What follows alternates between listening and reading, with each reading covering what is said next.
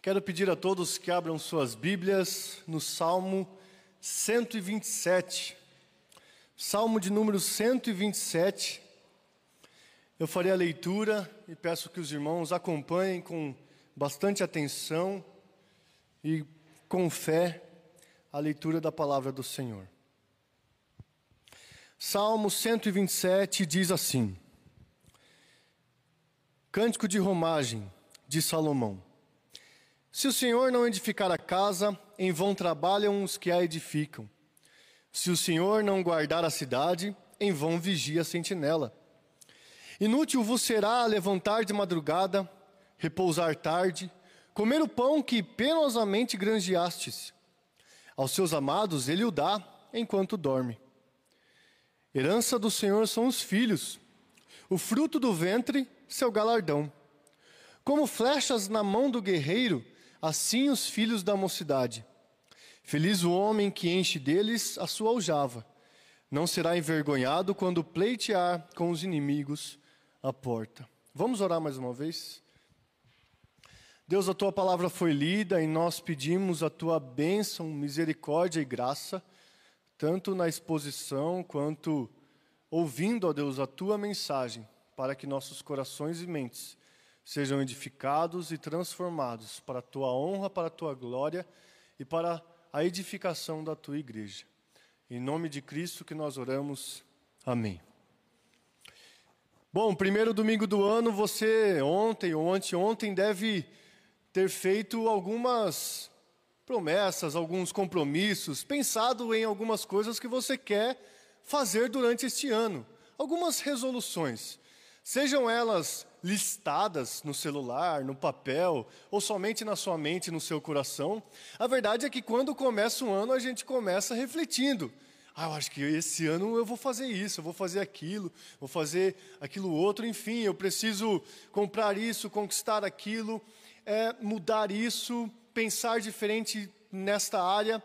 Há muitas resoluções, reflexões e coisas que passam na nossa mente que nós queremos fazer, queremos pensar, queremos mudar e transformar na nossa vida. E a questão é, será que todas essas coisas que nós pensamos, refletimos, resolvemos, queremos e desejamos fazer nesse ano, estão debaixo do cuidado, do auxílio, da presença e da vontade de Deus? O salmo que nós acabamos de ler fala ao menos de 4 áreas onde não adianta nós fazermos, pensarmos, resolvermos, nos dedicarmos e nos esforçarmos se não tiver a proteção, a bênção e a companhia do Senhor ao nosso lado. Não adianta nós construirmos, termos o desejo de proteger, trabalharmos arduamente ou até termos filhos e constituir família, se Deus não estiver conosco. E se nós não estivermos diante dEle, dedicando nossa vida para Ele. Esse salmo veio a calhar, acho que muito bem, nesta série dos salmos de romagem.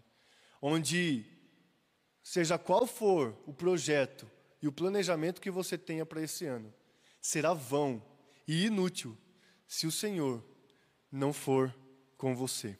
É por isso que nesta manhã nós aprenderemos, neste salmo, que sem o Senhor é tudo vão. Guarde isso no seu coração. Sem o Senhor é tudo vão, é tudo inútil. O salmista começa dizendo a primeira área, onde se nós não tivermos a companhia, a proteção, e não confiarmos no Senhor, será vão nos dedicarmos, que é na construção de uma casa. Ele diz o seguinte: se o Senhor não edificar a casa, em vão trabalham os que a edificam. Você pode ter visto aí, como eu fiz a leitura no início, que esse salmo de romagem é de Salomão. Então, o primeiro contexto que a gente deve ter em mente é o contexto do autor do salmo, que é, muito provavelmente, de Salomão, porque está aqui registrado. Quando, portanto, Salomão escreveu este salmo, é bem provável que ele estava com projetos de construir a sua casa E não somente a sua casa, mas a casa de Deus. Nós sabemos pela história do povo de Israel que, ainda que Davi, pai de Salomão, tenha tido desejo de edificar um templo ao Senhor, Deus não deixou. Deus disse a ele que seu filho Salomão teria esta responsabilidade. E assim foi feito. Para Salomão, foi deixada a responsabilidade de edificar um templo para o Senhor. A questão é que Salomão, ele errou nesse percurso. Na construção de sua casa, ou até mesmo do templo do Senhor, ele não fez tudo certinho. Porque está registrado no primeiro livro dos Reis, capítulo 9, que ele não foi tão sábio assim em algumas atribuições que ele deu nesta construção. Ele colocou fardos pesados sobre algumas pessoas, onde nós vemos depois na história, quando o reino se divide, que os seus filhos, na verdade, Roboão, ele intensifica estes fardos, e ali nós vemos que o povo já estava cansado da escravidão e do trabalho forçado que Salomão havia colocado sobre eles. Então, neste primeiro versículo, e pensando na história de Salomão, nós vemos que não basta nós termos a intenção e a responsabilidade se nós não dedicamos e nos submetemos à vontade do Senhor na construção e na edificação e no planejamento de alguma coisa. Para Salomão foi assim. Ainda que ele tinha esta responsabilidade, ele precisava se submeter totalmente à vontade de Deus. Um outro contexto que a gente precisa ter em mente, estudando este salmo, é o contexto dos peregrinos, que cantavam estes salmos rumo a Jerusalém. Nós temos visto, esse aqui já é o 8º salmo que nós estudamos.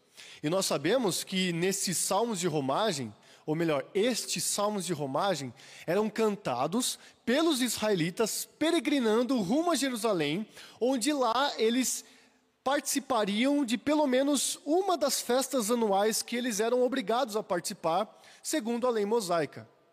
Então lá, e para lá, eles se dirigiam e eles cantavam. Como nós vimos no salmo passado, Salmo 126, que foi muito provavelmente composto após o exílio babilônico, este aqui também, provavelmente, na verdade, ele não foi composto depois do exílio, mas os peregrinos provavelmente cantavam após o exílio babilônico. E eles, ao cantar este salmo, eles poderiam ter em mente o templo do Senhor que havia sido destruído pelo povo da Babilônia e precisava ser reconstruído. E neste pleito, nesta obra, nesta edificação que estava diante deles, eles não podiam e não deviam simplesmente arregaçarem as mangas, se dedicarem ao trabalho, se esforçarem sem terem a bênção do Senhor e sem se dedicarem e se submeterem à vontade do Senhor. Então, tanto Salomão, na construção do templo, quanto os israelitas, após o exílio, na reconstrução do templo, precisavam se dedicar, sim, para a construção da casa de Deus. Mas eles não podiam pensar que, sem a bênção do Senhor, aquilo seria possível. Sobretudo, os peregrinos israelitas poderiam sofrer muitas perseguições e oposições de povos vizinhos. Ou você acha que o terreno de Jerusalém estava vago, esperando os israelitas chegarem e fazerem o que quiserem? Não. Na verdade, quando os judeus retornavam do exílio babilônico, haviam pessoas lá, os samaritanos, por exemplo. E lá, aquelas pessoas não se agradavam tanto dos judeus. E, portanto, eles, enquanto reconstruíam o templo, sofriam oposição e perseguição. Eles não deveriam, então, trabalharem sem ter a confiança que Deus estava com eles, e que aquela era a vontade de Deus. Tanto Salomão quanto os peregrinos precisavam ter isso em mente. Nós hoje também precisamos ter isso em mente. Cada planejamento, cada dedicação que nós fazemos, cada projeto, cada construção que nós desejamos começar, não deve ser sem se submeter à vontade do Senhor e sem refletir se aquilo realmente glorifica ao Senhor, abençoa a nossa família, abençoa a igreja e é da vontade do Senhor. Nenhum de nós deve começar uma construção e uma edificação sem pensar nessas coisas. Portanto, cada projeto que você faça, cada pensamento que você tenha, cada resolução para este ano que se inicia, ou para qualquer momento de sua vida, é vão se você não considera a glória de Deus, a vontade de Deus e a edificação, a bênção para a sua família e a edificação para a igreja. A vontade de Deus deve estar acima de qualquer planejamento de obra, de qualquer edificação, de qualquer trabalho para o qual nós nos dedicaremos. Porque se o Senhor não estiver nesse planejamento, se Ele não for o fim de todas as coisas que nós pensamos e que nós queremos, é vão, é inútil. Então a primeira área que o salmista aqui, Salomão, coloca, por experiência própria, e até mesmo os peregrinos que cantavam por experiência própria, é que não adianta você começar qualquer construção, não adianta você começar qualquer planejamento, se o Senhor não, se essa não for a vontade do Senhor, será inútil, será vão.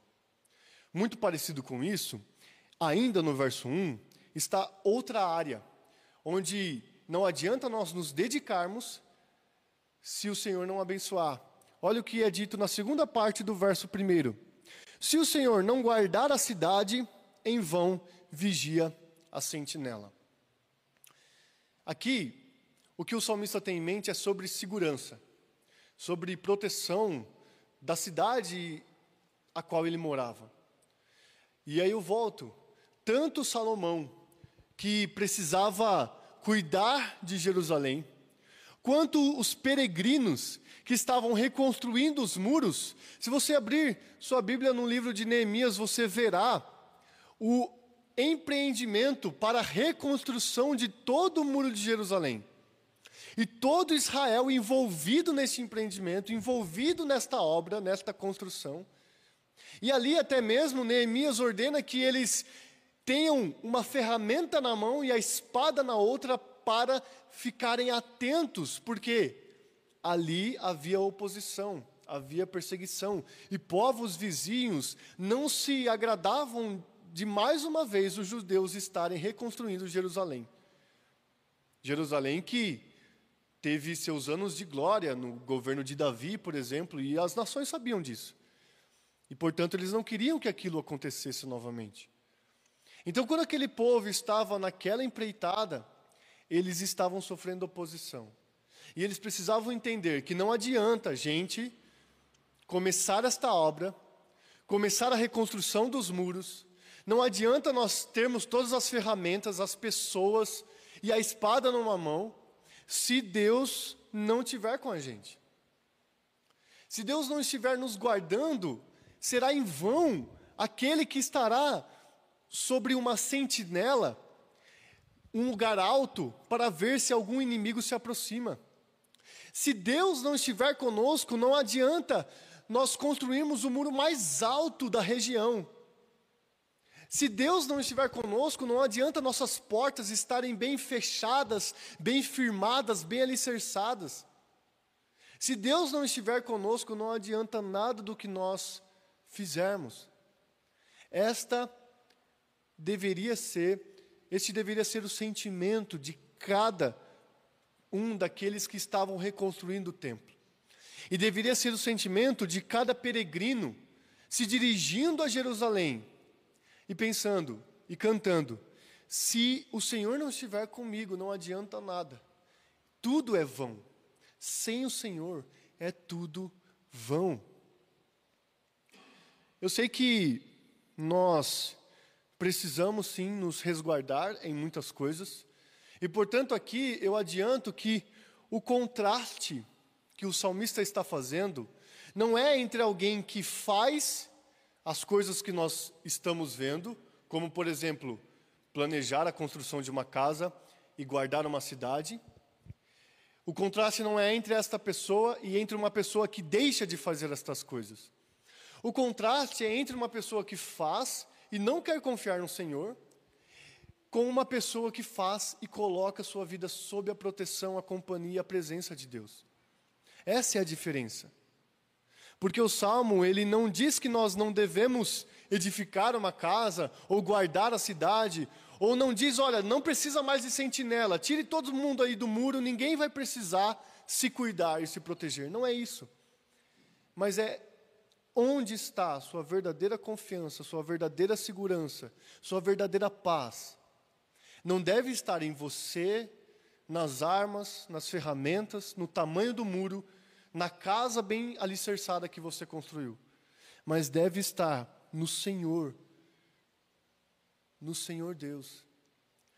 Tudo aquilo que nós pensamos, planejamos e resolvemos deve estar submetido à vontade do Senhor e ao entendimento de que Ele é o nosso Deus e de que Ele tem tudo em suas mãos. Então a primeira área aqui que nós precisamos entender que sem o Senhor é tudo vão, é na construção de algo, na proteção de algo. E a partir do verso 2 nós vemos mais uma área, que é na área do trabalho. O verso 2 diz o seguinte: inútil vos será levantar de madrugada, repousar tarde, comer o pão que penosamente granjeastes. Aos seus amados ele o dá enquanto dorme. Aqui, inclusive, neste versículo, é mais uma prova de que foi Salomão que escreveu esse salmo, porque quando nós lemos amados no verso 2, é de onde vem o verdadeiro nome de Salomão. Quando Davi, o rei Davi, entregou Salomão para o profeta Natã disse que, na verdade, o nome daquela criança seria Gedidias. Da onde vem esta palavra amados? Então, o que Salomão está escrevendo aqui é: será inútil. E repare, inútil é a mesma palavra que estava no verso 1, onde nós vimos, em vão trabalham, em vão vigia. Esta palavra vão e esta palavra inútil são as mesmas palavras aqui no Salmo. Então, Salomão está repetidas vezes dizendo: é inútil, é vão fazermos coisas, se nós não estivermos diante do Senhor, submetidos à vontade e ao amor e à companhia dEle. E aquele a quem Ele ama, receberá do seu cuidado, de sua presença e de sua bênção. E este salmo não é o único registro de Salomão sobre coisas inúteis que nós podemos fazer e são inúteis quando nós não nos submetemos a Deus. Ele escreveu um livro inteiro sobre isso. Quando Salomão escreve Eclesiastes, ele vai falar que, na verdade, é tudo vaidade e tudo correr atrás do vento se nós não entendemos o que nós devemos fazer aqui nesta terra. Inclusive, sobre trabalho, ele vai dizer no verso 18 do capítulo 1 que, olha, eu trabalhei tanto nesta vida debaixo do sol para deixar as coisas para aqueles que vêm após mim, para aqueles que virão depois de mim. Então, o que Salomão está dizendo é que adianta você ser o primeiro a acordar e o último a dormir, trabalhando arduamente. Se você não se submete à vontade do Senhor, não adianta de nada. É inútil levantar de madrugada e repousar tarde, sendo você alguém que não se submete à vontade e não submete os seus planos ao Senhor. É interessante que nós podemos identificar, na realidade, que isto é verdade. Por exemplo, as pessoas que acordam muito cedo e passam o dia inteiro trabalhando e dormem muito tarde e enriquecem, geralmente não desfrutam daquilo que elas conquistaram. Geralmente também estas pessoas deixam de ser presentes para a sua família e acabam formando filhos ou deixando seus filhos serem criados por outras pessoas. Outra coisa que nos faz entender e identificar o quão vão é você trabalhar tanto sem se submeter ao Senhor, são as pessoas que trabalham, enriquecem, e quando se veem com tudo, tiram suas próprias vidas. Por verem e não se sentirem satisfeitas diante daquilo que elas têm. Mesmo acordando cedo, mesmo dormindo tarde, e colocando nessas coisas a satisfação delas, elas verão, de nada vale isso aqui. Isso tudo é inútil, é vão. Se o Senhor não for o meu Deus, se o Senhor não for o fim de todas as coisas que eu faço, o fim de todo o trabalho, de toda a minha dedicação, de toda a minha labuta, de todo o meu trabalho árduo, é vão, é inútil.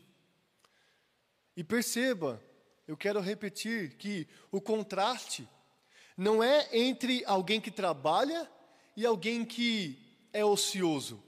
Não é entre um trabalhador e um preguiçoso. O contraste é entre alguém que trabalha e confia no Senhor e entre alguém que trabalha e não confia no Senhor. Este que trabalha e não confia no Senhor verá o resultado de seu trabalho como algo inútil e vão. Enquanto aquele que se dedica em tudo para o Senhor poderá ver o que nós lemos no verso 2, no final do verso 2. Aos seus amados ele o dá enquanto dorme. Ele dá o sustento, ele protege, ele cuida, ele deixa que nós desfrutemos de sua maravilhosa presença e companhia. Então é claro que nós podemos edificar casas, proteger-nos e também trabalharmos. Mas isso tudo será inútil e será vão se nós não nos colocarmos sob a vontade do Senhor, debaixo de sua mão, debaixo de sua palavra. Tudo que nós pensarmos, refletirmos, resolvermos para nós, será inútil se não confiarmos no Senhor. E se Ele não tiver em seus planos a vontade de que isso dê certo. E quando nós confiamos e descansamos nele, quando não der certo a edificação de uma casa, quando a nossa segurança for transgredida, e quando o nosso trabalho não render aquilo que nós gostaríamos e pensávamos que renderia, nós não nos frustraremos, porque sabemos que tudo está nas mãos do Senhor. O que nós vemos também, uma quarta área, nós já vimos na edificação de uma casa, na proteção de uma cidade, no trabalho árduo e também na constituição de uma família, que é o que nós vemos a partir do verso 3 até o verso 5. O verso 3 diz o seguinte: herança do Senhor são os filhos, o fruto do ventre, seu galardão. Portanto, esta última área que Salomão coloca aqui como inútil, se nós não nos submetermos à vontade do Senhor, é na família. Se você se lembrar, ou quiser reler depois no livro dos Reis a história de Salomão, você vai ver que ele, infelizmente, errou em todas essas áreas aqui. Ele não foi tão sábio na construção do templo. Ele deixou que a cidade ficasse desprotegida, pelo menos trazendo tudo quanto era templos e deuses para dentro de Israel. E o que podemos dizer sobre a família dele? Ele teve 700 mulheres, 300 concubinas, serviu aos deuses delas, e, portanto, sua família, ele errou dentro da administração de sua família. E ele, provavelmente olhando para tudo isso, entende, não adianta nada constituir família, casar-se, ter filhos, se eu não me submeter à vontade do Senhor e aquilo que Ele quer para mim. E ele compõe aqui algumas verdades a respeito dos filhos. Os filhos são herança do Senhor, são um presente do Senhor, são um dom de Deus, algo que vem para a alegria dos pais, algo que vem para a felicidade de seus pais. E ele compara estes filhos com flechas na mão de um guerreiro. É o que ele diz no verso 4. Como flechas na mão do guerreiro, assim os filhos da mocidade. Você pode imaginar que as flechas na mão de um guerreiro é muito útil, certo? Principalmente naquela época. Mas você pode se lembrar, por exemplo, dos filmes da Marvel, onde tem o Gavião Arqueiro, e quando acaba as flechas dele, naquela aljava, que é o estojo que ele carrega em suas costas, ele fica sem munição, e ele fica sem ter o que fazer, e ali ele corre perigo. Assim, o salmista Salomão compara os filhos são como flechas na mão do guerreiro, assim são os filhos da mocidade, são bênção, são proteção, são alegria, são necessários, são bons. E o que nós vemos no verso 5 é que feliz o homem que enche deles a sua aljava, não será envergonhado quando pleitear com os inimigos à porta. Ainda que na época que Salomão escreveu este salmo, parece-nos que eles entendiam muito mais a necessidade de ter filhos. E de fato era muito mais necessário. Afinal, não tinha convênio de saúde, por exemplo, os filhos deveriam ajudar e cuidar de seus pais até o fim de suas vidas. Não havia na velhice pessoas que poderiam estar, portanto, protegendo seus pais. Eram os filhos que faziam isso. E quanto mais filhos, melhor. Até porque me parece que sempre um acaba desviando, né? A verdade é que era bênção e eles entendiam assim. Hoje nós devemos entender assim também. Ao menos no sentido de termos companhia e sermos saciados quanto à nossa solidão na velhice pelos filhos que nós tivermos.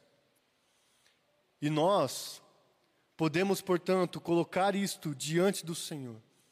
A questão é, assim como na construção de algo, na proteção de algo, no trabalho, na constituição da família, se nós não colocarmos isso diante do Senhor, será inútil e vão.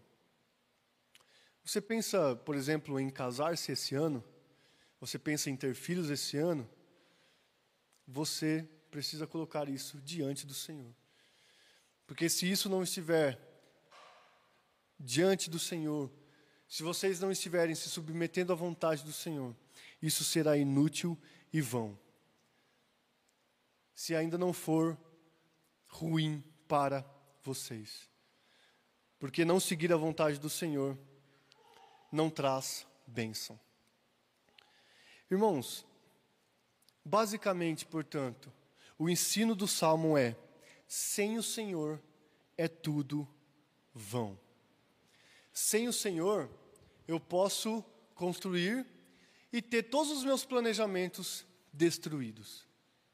Sem o Senhor, eu posso me atormentar de tantas coisas para me proteger e mesmo assim ter a minha segurança transgredida. Sem o Senhor, eu posso ralar e ser o que menos dorme da minha família, mas o meu trabalho me frustrará, porque minha satisfação não será suprida E eu posso até mesmo perder tudo aquilo e ficar sem nada. Sem nada. E sem o Senhor, até mesmo os meus projetos, que por vezes são os projetos que a gente mais acha que está debaixo da vontade de Deus, que é a constituição de uma família. Se não for a vontade de Deus esta, e se não nos submetermos a Ele, é tudo vão e tudo vaidade. O que fica para nós, então, é a instrução e a orientação de Jesus Cristo. Jesus Cristo, no Sermão do Monte, que está registrado lá em Mateus 6:33, disse o seguinte: buscai, pois, em primeiro lugar o seu reino e a sua justiça, e todas estas coisas vos serão acrescentadas. Irmãos, nada deve tomar o lugar de Deus e do reino dele em nossa vida. É certo você planejar, se proteger, trabalhar e constituir família. Mas nada disso deve ter o lugar que é somente de Deus na sua vida, que é o primeiro lugar. Este lugar pertence só ao Senhor. E, portanto, nós devemos seguir o que Cristo nos diz. Buscai, pois, em primeiro lugar o seu reino e a sua justiça, e todas estas coisas vos serão acrescentadas. A ansiedade será combatida, o trabalho árduo e incessante e louco será combatido, a insegurança e o desespero serão combatidos,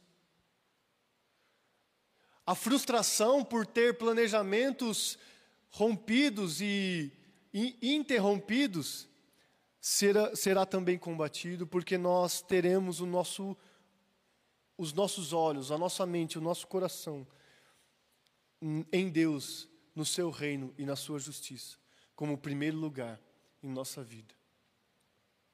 Mas eu não poderia deixar de encerrar este sermão dizendo que, se nas coisas, digamos, materiais, nós não conseguimos e não temos a capacidade de fazermos nada sem a aprovação do Senhor e sem a companhia e a presença dEle, quanto mais nas coisas espirituais. E por isso que nossa salvação não depende do quanto a gente constrói, do quanto a gente se protege, do quanto a gente se esforça, mas a nossa salvação depende do Senhor, daquele que agradou moer o seu Filho, fazendo-o enfermar, aquele que deu o seu próprio Filho em nosso lugar. E o verso 11 de Isaías 53 diz: ele verá o fruto do penoso trabalho de sua alma e ficará satisfeito. O trabalho